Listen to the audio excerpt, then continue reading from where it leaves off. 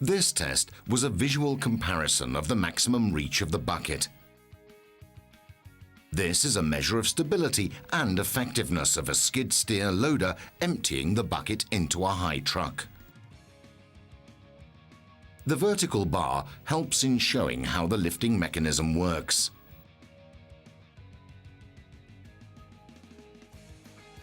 Both Bobcat and Komatsu skid steer loaders use a radial lift mechanism. Because of that, they cannot reach far when extended to the maximum height. Unlike the others, thanks to its super boom profile, the L160 achieves an excellent result. Clearance of the top hinge pin. It has a longer reach than the competitors because of their radial lift design, and the bucket reached well beyond the bar outline. Therefore, the L160 proved to be the best suited to work with high-sided trucks and hoppers, much better than the competitors. These machines usually work in very narrow spaces. Their small dimensions and their agility make them suitable for these conditions. Because of that, visibility from the cab is one of the most important factors in safety on the construction site. In other words, working in safe conditions is synonymous with having a perfect all-round visibility. In this test, a volunteer among the salesmen was called to evaluate the rear visibility of the three machines. 3 cones were placed on the points delimiting the visible area.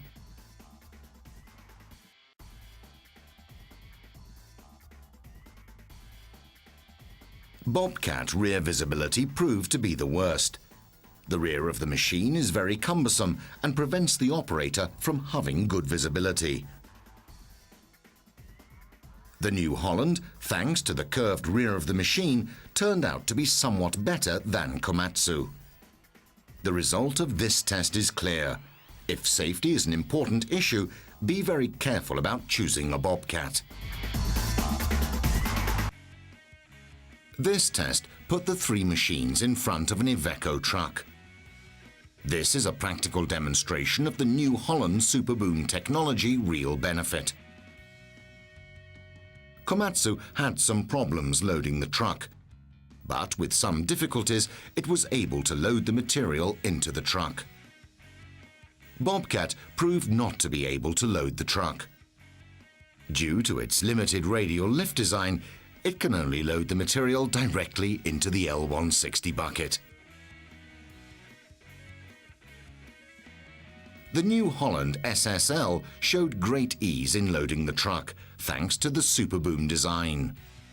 In this kind of job, it is certain that only New Holland can complete the task without any difficulty, and therefore be more productive than its competitors. This test took place on a circuit with bumps and narrow turns. Time to complete the circuit was the measure for the general stability of the machines. The first on the start line was the Bobcat, which immediately showed a lot of shaking.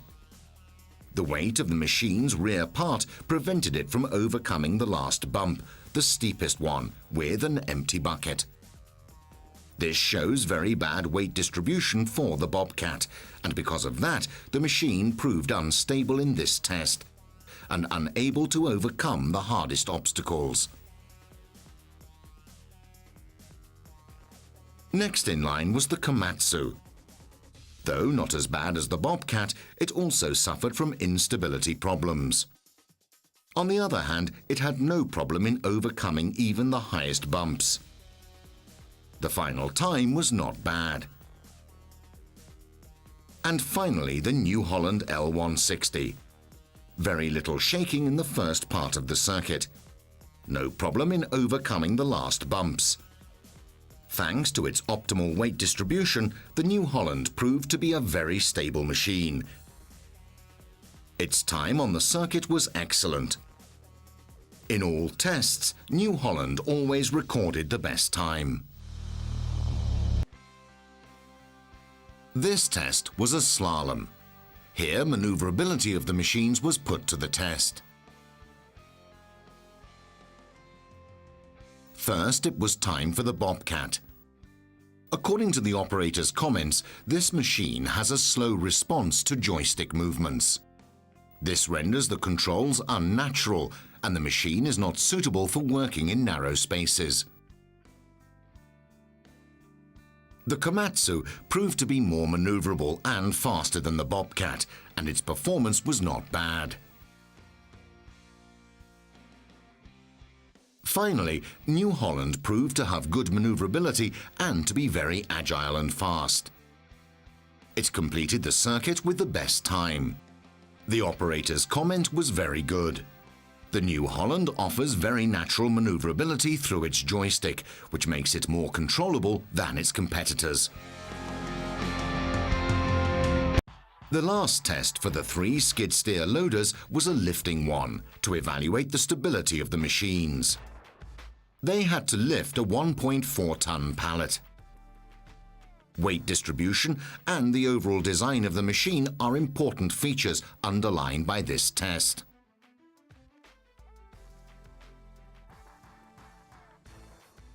The Bobcat cannot travel with the pallet. It is just not possible. Its weight distribution doesn't allow it to lift and carry the pallet. Next, the Komatsu showed the same result. It can't load the pallet.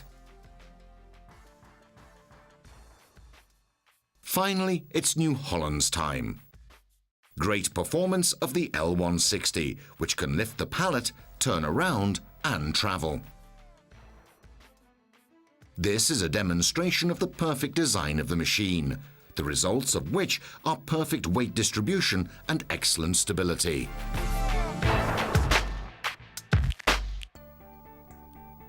And now let's take a look at the results of all the different tests we carried out.